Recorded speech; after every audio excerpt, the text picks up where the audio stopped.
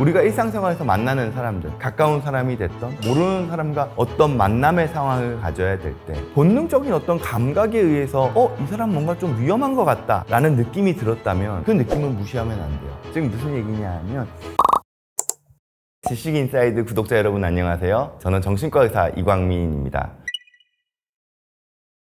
소시오패스는 타인의 공감을 못해요. 다른 사람의 감정을 서로 교감하지 못하는 거죠. 그러니까 내 감정만으로 사회생활을 하게 되죠. 근데 당연히 내 감정만으로 사회생활을 하다 보면은 다른 사람들이 받아들여 주지 않잖아요. 혹은 무언가를 같이 해나가는 게 어렵죠. 그런 과정에서 부정적인 피드백이 쌓이니까 소시오패스들은 사회적으로 본인이 거리를 두게 되기도 하고 누군가에 의해서 거리를 두게끔 되기도 하죠. 즉 고립되는 상황이 반복되는 게 이제 소시오패스들의 특징이고요. 사이코패스는 공감을 못하는 건 동일해요. 그러니까 당연히 섞이지 못하죠. 그 상황에서 누군가로 하여금 거절감을 두게 됐을 때 그 거절감 상황을 본인이 받아들이질 못해요. 그러니까 그 상황에서 악의적인 감정으로 폭력이 올라오는 상태, 즉 소시오패스의 악의성이 포함되어 있는 상태가 사이코패스다. 이런 식으로 좀 이해하면 될 것 같고요. 이 사이코패스나 소시오패스의 기본적인 특징은 선천적일 수도 있고 후천적일 수도 있습니다. 실제로 외국 연구에 보면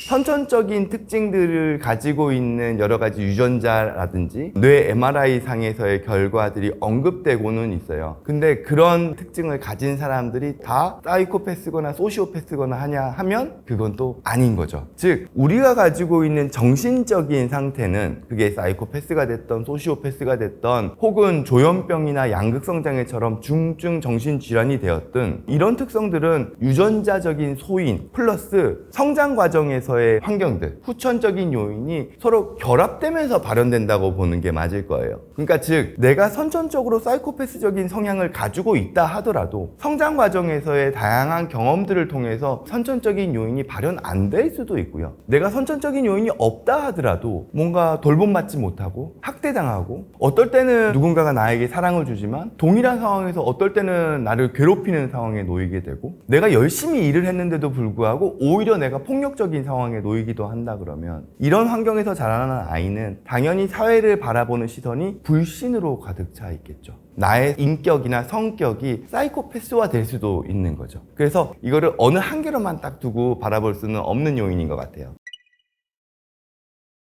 실제로 정신과 진료 상황에서도 사건 사고가 터지기도 하죠. 몇 년 전에는 고 임세원 교수님께서 진료를 보는 와중에 환자에게 살해를 당하는 정말 말도 안 되는 안타까운 사건도 있었거든요. 실제로 진료 상황에서 뭔가 불안함을 진료 중에 정신과 의사들이 감지하기도 합니다. 그리고 정신과 교과서에서는 진료를 하는 의사의 안전도 정말 중요하기 때문에 내가 뭔가 위험함에 대한 감각이 감지됐을 때 그 감각을 절대로 무시하지 말라고 적혀 있어요. 이거는 일상생활에서도 동일하게 적용될 수 있을 겁니다. 우리가 일상생활에서 만나는 사람들, 가까운 사람이 됐던 혹은 제3자를 통해서 소개받는 사람이 됐건 아니면 내가 모르는 사람과 어떤 만남의 상황을 가져야 될 때 그때 내가 본능적인 어떤 감각에 의해서 이 사람 뭔가 좀 위험한 것 같다 라는 느낌이 들었다면 그 느낌은 무시하면 안 돼요. 내가 그 자리에서 바로 도망갈 수는 없겠지만 적어도 이 사람이 나를 이용한다거나 나에게 어느 순간 돌변해서 위해를 가할 가능성에 대해서 머리 안에 살짝 염려, 경고 버튼을 띄우고 있을 필요는 있는 거죠. 그랬다가 다행히 별 문제가 없어요. 그럼 나는 그 경고 사인을 지우면 돼요. 근데 혹여나 실제로 이러한 위험 상황이 실질적으로 감지됐을 때는 버튼을 누르고 안전 확보를 해야 한다는 거죠. 근데 동시에 항상 이런 건 있어요. 우리가 이상동기 범죄라고 하죠. 예전에는 묻지마 범죄라고 얘기를 했던, 예를 들어서 실림역 사건 같은 경우에는 대낮에 길거리에서 칼부림이 일어나죠. 근데 우리가 이러한 돌발적인 사건 사고들을 뉴스나 SNS를 통해서 너무 쉽게 접하게 되죠. 그럴 때 우리 일반인들 입장에서는 아주 확률적으로 낮은 상황의 불의의 사건 사고들의 상황을 되게 가깝게 느끼게 되거든요. 우리가 사회적인 위험에 대한 불안이 너무 높아져 있으면 안전하게 관계를 맺을 수 있는 그 모든 상황에 나는 머리 안으로 경고 버튼을 누를까 말까에 대한 거를 긴장하고 있어야 돼요. 그만큼 불필요한 에너지가 너무 많이 쓰여지는 거죠. 우리가 불필요하게 가지는 불안은 우리의 정신적인 에너지를 고갈시켜요. 그럼 나는 사회적으로 사용할 수 있는 에너지가 없기 때문에 할 수 있는 영역들을 주저앉거나 피하거나 회피하게 되는 거죠. 그럼 결국 내 인생은 발전하지 못하는 거예요. 그래서 사회적으로 가져야 되는 불안은 그 적정한 수준을 유지하려고 하는 게 상당히 중요해요. 그리고 끊임없이 내가 가지고 있는 이 쎄한 느낌이라는 위험에 대한 감각에 대한 민감도를 조절해야 하는 거죠. 그 민감도가 너무 강해서 괜찮은 상황에서도 자꾸 그 불필요한 감각이 나로 하여금 불안을 자극한다면 나는 그 불안에 대한 감도를 살짝 낮춰야 돼요. 혹은 내가 가지고 있는 불안에 대한 감도가 너무 낮아서 자꾸 내가 위험한 상황에 노출되는 것 같다라고 한다면 내가 가지고 있는 불안에 대한 감도는 살짝 올려야 되는 거죠. 그거는 내가 삶을 살아가는 중간중간에 민감도에 대한 튠을 조정해 나가면서 살아야 한다는 거죠. 내성적인 사람은 불안이 높은 사람일 가능성이 커요. 반면에 외향적인 사람은 사회적인 불안이 좀 낮은 사람일 가능성이 크죠. MBTI가 항상 맞는 건 아니지만 MBTI에서 I형 같은 경우에는 대인관계를 할 때 에너지를 쓰는 사람이에요. 즉 무슨 얘기냐 하면 기본적으로 대인관계를 할 때 타인의 시선을 계속 신경 써요. 타인의 감정도 계속 신경 써요. 그리고 타인이 나를 어떤 식으로 인식하고 있는지를 끊임없이 파악하려고 하거든요. 에너지가 사용되는 거죠. 아까 전에 말씀드렸던 내가 가지고 있는 사회적인 시선, 사회적인 불안에 대한 감도가 상당히 민감한 사람들이 내향형의 사람들이에요. 그래서 타인이 나에게 뭔가 불편할 만한 상황을 만들 것 같다는 그 감각도 민감하기 때문에 쎄할 수 있다. 저 사람이 나를 안 좋게 보는 것 같다. 이런 경우도 훨씬 더 확률적으로 높아지는 거죠. 근데 그렇게 되면 어떻게 되냐면 나는 뒤로 빠져요. 위험하다고 생각하니까. 그러면 우리는 사회생활을 할 때 기본적으로 사회적으로 끊임없이 부딪혀 나가야 우리의 사회적인 맷집이라는 게 길러지면서 사회적인 커뮤니케이션 스킬이나 사회적으로 대처할 수 있는 능력치가 높아져요. 그럼 내가 할 수 있는 역량도 높아지는 거예요. 근데 우리가 가지고 있는 타인에 대한 어떤 감각, 센싱에 대한 민감도가 높아져 버리면 난 자꾸 위험한 상황이라고 판단을 하기 때문에 이 상황을 회피할 수밖에 없어요. 그러면 나는 사회적인 경험치를 쌓을 기회가 그만큼 줄어들어 버리고 그만큼 내가 사회적으로 레벨업 할 수 있는 기회마저 줄어드는 거죠. 그러면 나는 사회적으로 내가 가지고 있는 능력치는 일정 부분 성장하지 못하고 제자리를 맴돌게 돼요. 그럼 결국 내 손해예요. 사이코패스라 그러면 기본적으로는 뭔가 우락부락하고 몸에 막 문신이 있을 것 같고 폭력적인 사람? 약간 이런 느낌이 있는데 요즘에 사이코패스는 조금 느낌이 달라진 것 같기는 합니다. 우리 일상 영역에서 공부한 사람인 것 같기도 하고 일도 열심히 하는 사람인 것 같은데 누군가를 악의적으로 자기식으로 끌어당기려고 하는 대부분의 경우에는 이런 경우에 사이코패스이면서도 가스라이터 같은 특징들이 좀 있죠. 그래서 처음에는 호감으로 누군가랑 관계를 맺어가다가 어느 순간 봤더니 내가 이 사람에게 점점 착취당하고 있는 상황들이 발생을 해요. 그리고 내가 거기서 벗어나려고 하면 그때부터 이 사람의 사이코패스적인 본성이 발휘됩니다. 그때부터 떠나지 못하게 폭력적으로 붙잡는 거죠. 그리고 협박을 하게 되고요. 그런 유형이 양복 입은 뱀이라는 타이틀의 사이코패스의 유형인 것 같다는 생각을 좀 하게 되죠. 소시오패스나 사이코패스의 특징은 모든 대화의 주어가 대부분 자기 자신이에요. 예를 들어서 가까운 사람이 내가 오늘 이런 것 때문에 힘들어. 나 오늘 이런 안 좋은 일이 있었어. 라는 이야기를 하면 건강한 사람이라면 그거 너무 힘들겠다. 너무 어려웠겠다. 너 오늘 진짜 피곤하겠다. 이렇게 접근하겠죠. 근데 사이코패스나 소시오패스의 특성을 가진 사람들의 표현은 나 중심으로 가져가는 너도 힘들어? 나도 힘들어. 이건 일정 부분 공감이죠. 근데 그게 아니라 너가 힘든 거는 별거 아니야. 상대방을 무시하면서 내가 힘든 것만 강조해요. 혹은 상대방이 성취에 대한 거를 무시하고 내가 성취한 것만 강조해요. 나 중심의 주장과 나 중심의 설명 그리고 세상을 나 중심으로만 바라보려고 하는 게 일정 부분 특징일 수 있죠. 그리고 또 하나의 특징은 이거예요. 타인의 불행을 나의 어떤 이득으로 활용할 수 있을 때 서스름 없이 활용하죠. 그러니까 즉 경쟁 상황에 있을 때 상대방이 뭔가 실패를 했어요. 나는 이걸 따낼지 안 따낼지 몰라요. 근데 일단 상대방이 실패를 했으면 나한테는 기회가 왔다라고 생각을 하면서 오히려 그거를 자기 입장에선 좋아하는 거죠. 그렇다 그러면 그거는 상대방의 실패를 내가 공감 못 해준다는 거잖아요. 중요한 건 이거죠. 얼마만큼 누적되느냐. 그리고 내가 가지고 있는 삶의 영역에 가까운 타인으로 인해 가지고 얼마만큼 내가 삶에서의 손실이 있느냐. 아무리 가까운 사람이 다소 악의적인 측면이 있다 하더라도 내가 받는 피해가 없다면, 내가 받는 타격감이 없다 그러면은 그럼 그냥 그래 지켜볼 수 있죠.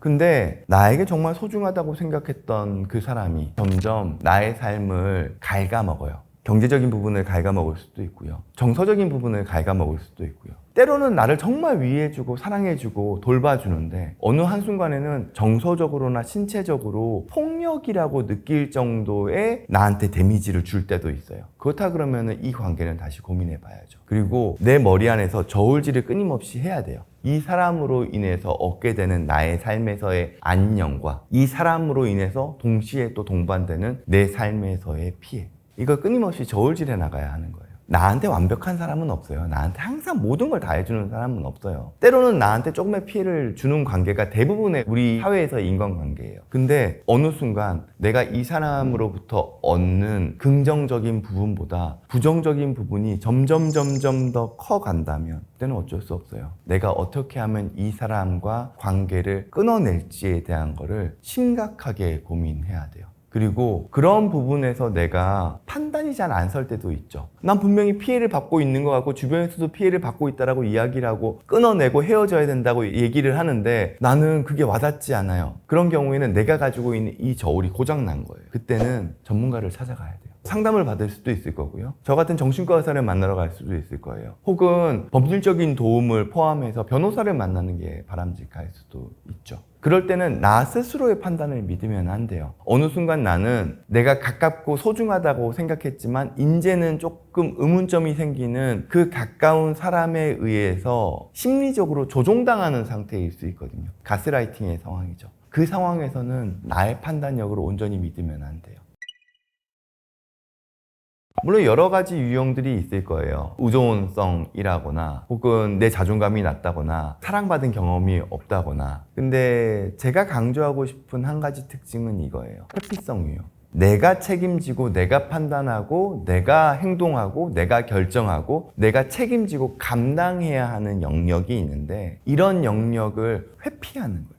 내가 가지고 있는 내 문제를 내가 적극적으로 해결하려고 하기보다는 그 누군가가 해결해 줬으면 좋겠다라고 하는 사람들은 어쩔 수 없이 가스라이팅에 취약할 수밖에 없겠죠. 그래서 나 스스로를 바라봤을 때, 그리고 그간의 삶의 과정을 바라봤을 때, 그리고 내가 일을 처리하는 걸 바라봤을 때 내가 하고 내가 책임지는 사람, 만약에 그렇지 않고 내가 안 하고 자꾸 누군가한테 맡기고 싶고 내가 자꾸 일을 밀어두려고 하고 어떤 결과물이 받아들여졌을 때 그 결과물에 대해서 내가 온전히 바라보면서 문제점을 따지거나 거기서의 성공의 이유들을 찾아보려고 하지 않고 미루려고 하는 사람이라면, 그렇다면 이런 사람들은 가스라이팅에 취약할 수밖에 없어요. 거절을 못하는 거는 자기 주장을 못하는 거죠. 그렇다는 얘기는 내가 기본적으로 어떤 결정을 못 내리든지 아니면 타인에게 내가 전적으로 맞춰주려고 하는 거예요. 그러면서 나를 희생하는 유형이죠. 대부분의 경우에는 내 마음에 뭘 하고 싶은지가 있어요. 내가 뭐 카페에서 누굴 만나고 싶던지 아니면 오늘 점심은 돈가스를 먹고 싶다든지 내가 원하는 건 있어요. 근데 그 주장을 했을 때 상대방이 혹시라도 싫어하면 어떡하지? 이거에 대한 염려 때문에 거절을 하지 못하고 상대방의 의사에 맞춰가지고는 그 사람 의견에 다 맞춰가려고 하는 거예요. 대표적인 게 이거죠. 돈 빌려달라는 거. 그런 상황에서 당연히 내가 경제적으로 여유가 있고 나에게 정말 소중한 사람이면 일정 부분 빌려줄 수 있겠죠. 근데 내가 경제적인 여력도 크지 않아요. 이 사람은 나한테 돈을 빌려달라고 해요. 그리고 그 금액이 또 막상 생각해보면은 그렇게 부담스러운 금액이 아니라고 느껴져요. 혹은 상대방이 야 우리 관계에 이 정도는 좀 해줄 수 있지 않을까? 되게 불쌍한 척하면서 우리 관계에 대한 소중함을 들먹거려요. 그러면은 그 상황에서 내가 여유가 없음에도 나 이런 건 힘들어, 이건 안 돼 라고 딱 끊어내지 못하고 이걸 내가 거절하면 우리 관계가 끊기면 어떡하지? 이런 염려 걱정 때문에 내가 이 사람을 맞춰주게 되는 거예요. 근데 그리고 난 다음에는 내가 그 빌려준 돈 때문에 오히려 이 사람한테 끌려가게 돼버리는 수가 있어요. 별거 아니게 그냥 나한테 부탁을 하는 건데도 내가 그 부탁을 안 들어주면 왠지 이 사람이 나한테 이 돈 안 갚을 것 같은 거죠. 그러면 그 다음에 다른 부탁들도 나는 계속 들어주게 되는 경우들이 생겨요. 그거는 내가 그때부터 가스라이팅을 당하는 사람이 될 수 있는 거죠.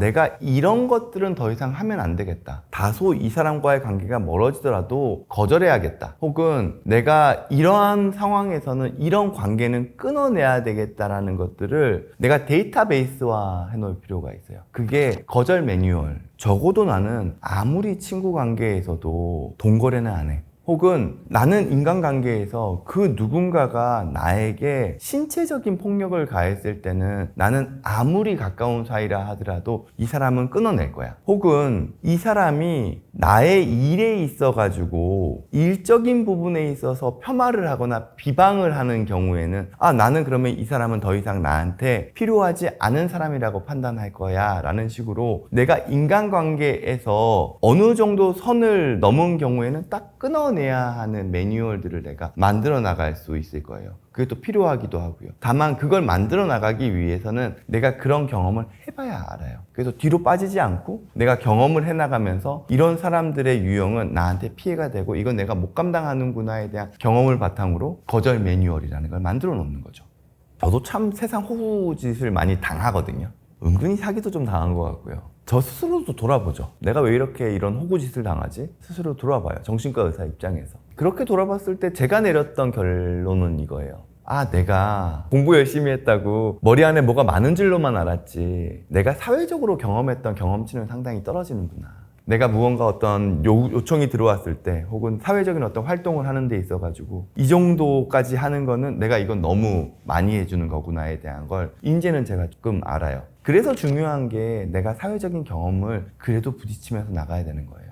물론 너무 큰 손실이 있으면 안 되죠. 근데 자잘자잘한 손실은 사회적인 경험치를 쌓아나가기 위해서 지불해야 하는 일종의 교육비 같은 측면도 있을지 몰라요. 게임 던전에 나가면 내가 다치는 거 없이 몬스터를 잡을 수는 없죠. 내가 어떤 경험치를 쌓기 위해선 내가 치러야 되는 희생들이 있어요. 그리고 그 희생들을 끊임없이 감수해 나가면서 내가 부딪혀 나갈 때 그러면 나는 그제서야 사회적으로 호구당하지 않으면서 어느 정도의 역할을 할 수 있는 방법을 터득하게 되는 거겠죠. 그래서 회피하지 않는 게 중요하고 도망치지 않고 끊임없이 부딪혀 나가려고 하는 게 중요하다는 거죠. 그리고 때로는 내가 쓰러질 정도로 힘든 상황이 있고 때로는 내가 어떤 상황에서 웅크리고 버텨야 될 때도 있어요. 그 상황이 지나고 나면 난 다시 밖으로 나와야 돼요. 그게 중요해요. 화살이 빗발칠 때는 내가 잠깐 피해야 돼요, 몸을. 때로는 잠깐 도망가야 돼요. 근데 도망간 상황에서 내가 거기서 안주해버리잖아요? 그럼 그때부터 우리는 은둔형 외톨이가 돼요. 사회적인 실패자로 그냥 고정되어 버려요. 내가 설령 다소 잘못한 게 있다 하더라도 혹은 사람들이 나한테 손가락질을 한다고 하더라도 내가 어느 순간이 됐을 때는 다시금 나와서 부딪혀야 돼요. 물론 사람들이 거기에 대해서 다시 언급할지도 모르죠. 다시 손가락질 할지도 모르고 때로는 그 누군가가 힘든 상황들로 나를 몰아갈지도 몰라요. 근데 그 상황을 또 버텨내야 돼요. 그래야지 우리는 사회적으로 내가 성장해 나가요. 성장이라는 건 그냥 생기진 않아요. 끊임없이 내가 불편한 상황들을 감수하고 버텨내야지만 우리는 어떤 성취를 만들어 나갈 수 있거든요.